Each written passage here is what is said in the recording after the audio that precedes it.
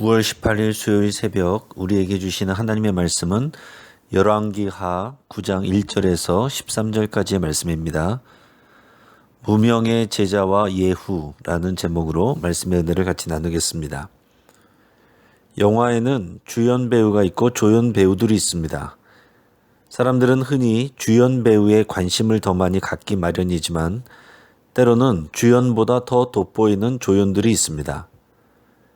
조연 배우들이 자신의 역할을 제대로 하지 못한다면 주연 배우의 연기는 빛을 발할 수 없습니다. 그래서 작은 배역은 있어도 작은 배우는 없다라는 말이 있습니다. 하나님의 역사에서도 마찬가지입니다. 성경에는 우리가 기억하는 많은 위인들이 있습니다. 엘리사 선지자는 그런 위인 중에 하나입니다. 오늘 본문에 나오는 예후는 북이스라엘의 왕이 되는 사람입니다. 하나님께서 아합의 가문과 이세벨을 심판하시기 위해서 세우신 인물입니다. 하지만 오늘 본문에는 이름 없는 엘리사의 제자도 등장합니다. 무명의 제자가 자신의 역할을 제대로 감당했기 때문에 예후를 통한 하나님의 심판이 순조롭게 이루어졌습니다. 모든 인생을 마치고 하나님 앞에 섰을 때 아합과 이세벨은 크게 형벌을 받게 될 것이지만 이름 모를 무명의 제자는 하나님께 큰 상급을 받게 될 것입니다. 어느 날 선지자 엘리사는 제자 중 한 사람을 불러서 중요한 임무를 주었습니다. 그 제자가 누구인지는 기록되지 않았습니다. 그는 이름을 남기지 못했지만 그의 순종은 영원히 성경에 기록되었습니다. 엘리사는 제자에게 말했습니다. 너는 허리를 동이고 이 기름병을 손에 가지고 길르앗 라모스로 가라. 거기에 이르거든 nim시의 손자 여호사밧의 아들 예후를 찾아 들어가서 그의 형제 중에서 일어나게 하고 그를 데리고 골방으로 들어가 기름병을 가지고 그의 머리에 부어라. 그리고 이렇게 말해라. 여호와의 말씀이 내가 네게 기름을 부어 이스라엘 왕으로 삼노라 하셨느니라. 그리고는 곧 문을 열고 도망하되 지체하지 말라.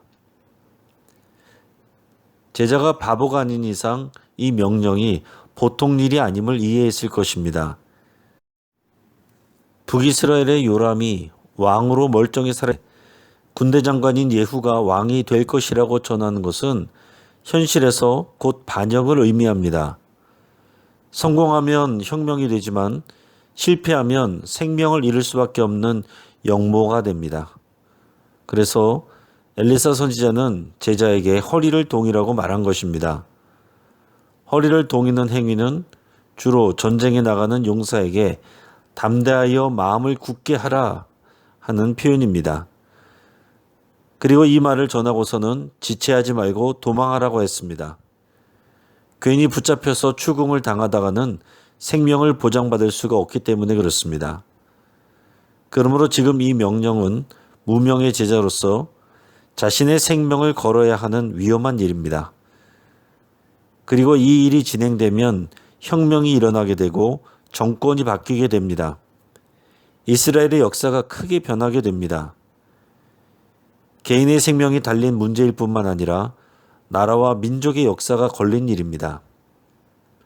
길르앗 라못은 당시 아람 왕 하사엘과 이스라엘이 전쟁을 벌이고 있는 지역입니다. 이스라엘 왕 요람은 전쟁 중에 부상을 당해서 치료차 이스라엘 지역에 가 있었습니다. 그래서 전장에는 예후를 비롯한 여러 장군들이 군대와 함께 남아 있었습니다. 왕이 자리를 비운 사이에 하나님께서 예후를 왕으로 세우셔서 이스라엘 왕가와 이세벨에 대한 심판을 진행하시는 것입니다. 엘리사의 제자는 자신의 스승이 일러준 대로 순종합니다. 그가 길르앗 라못으로 가니 여러 군대 장관들이 앉아 있었습니다.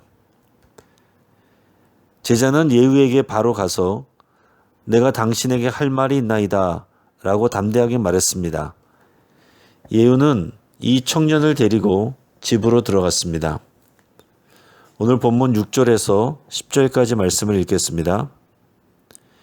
예후가 일어나 집으로 들어가니 청년이 그의 머리에 기름을 부으며 그에게 이르되 이스라엘 하나님 여호와의 말씀이 내가 네게 기름을 부어 여호와의 백성 곧 이스라엘의 왕으로 삼노니 너는 내 주 아합의 집을 치라.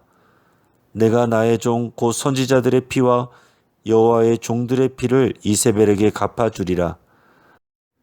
아합의 온 집이 멸망하리니 이스라엘 중에 매인자나 노인자나 아합에게 속한 모든 남자는 내가 다 멸절하되 아합의 집을 느바세 아들 여로보암의 집과 같게 하며 또 아히야의 아들 바하사의 집과 같게 할지라. 이스라엘 지방에서 개들이 이세벨을 먹으리니 그를 장사할 사람이 없으리라 하셨느니라 하고 곧 문을 열고 도망하니라. 자, 이처럼 무명의 제자는 엘리사의 말대로 순종했습니다. 그는 예후의 머리에 기름을 부었고 여호와 하나님이 예후를 이스라엘의 왕으로 삼는다고 선포했습니다. 예후는 자신의 주인인 아합의 집을 쳐야 합니다. 그것은 곧 하나님의 종인 선지자들의 피와 여호와의 종들의 피를 이세벨에게 갚기 위한 것입니다.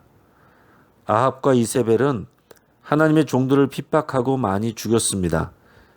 하나님은 그들의 악한 행위를 간과하지 않으셨습니다. 참고로 아합 왕은 이미 전투에서 죽었습니다. 이후 그의 아들 아하시아가 왕이 되었으나 병으로 죽었고 아합의 다른 아들 요람이 왕으로 다스리고 있는 상황입니다. 하나님은 아합의 집을 멸절하실 것입니다. 또한 이스라엘 지방에서 개들이 이세벨의 시체를 먹을 것이고 그녀를 장사 지낼 사람도 없을 것입니다. 자, 이는 이스라엘에서 이세벨이 나봇을 죽이고 포도원을 착취한 일이 있기 때문입니다. 모든 내용을 전달하고서 무명의 제자는 문을 열고 도망갔습니다. 예후가 집에서 나오자 한 장군이 그에게 인사하며 물었습니다. 그 미친 자가 무슨 까닭으로 그대에게 왔더냐? 지금 이 상황은 긴장감이 흐르는 장면입니다. 왜냐하면 선지자의 제자가 손에 기름병을 들고 갑자기 전장에 있는 예후를 찾아온 일이 평범한 상황이 아니기 때문입니다. 집에서 나온 예후의 머리는 기름으로 젖어 있었습니다. 다른 장군들이 예후를 받아들이면 혁명이 되고 왕이 되겠지만 이를 받아들이지 않으면 예후도 위험해질 수 있는 상황입니다.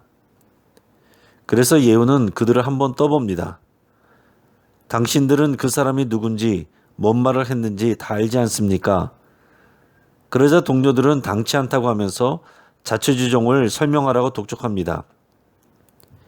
이에 예후는 여호와 하나님이 자신에게 기름을 붓고 이스라엘 왕으로 삼는다고 하셨다고 설명했습니다. 사람들의 반응을 통해서 예후는 그들이 자기를 지지할 것을 확신했던 것 같습니다. 실제로 이 말을 들은 무리가 자기 옷을 급히 가져다가 섬돌 위 곧 예후가 서 있는 발밑에 깔았습니다. 그리고 나팔을 불면서 예후는 왕이라 이렇게 선포했습니다.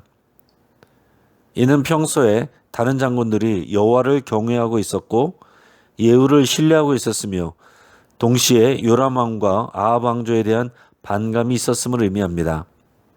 이제 본격적으로 예후를 통한 하나님의 징계와 심판이 진행될 것입니다. 이제 말씀을 정리합니다.